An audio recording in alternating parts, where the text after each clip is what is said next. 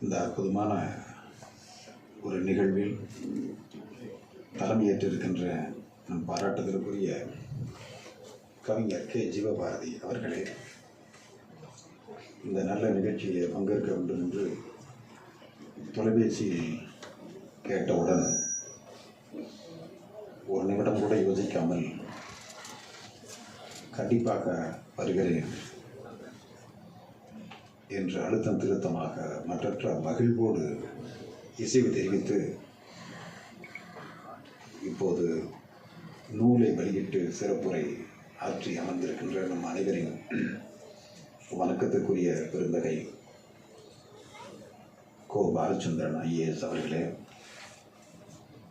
நூலின் முதல் பிரதியை பெற்றுக்கொண்டு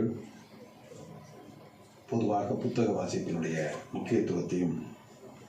காகித புரட்சியுடைய தனித்துவத்தையும் தனக்கே உரிய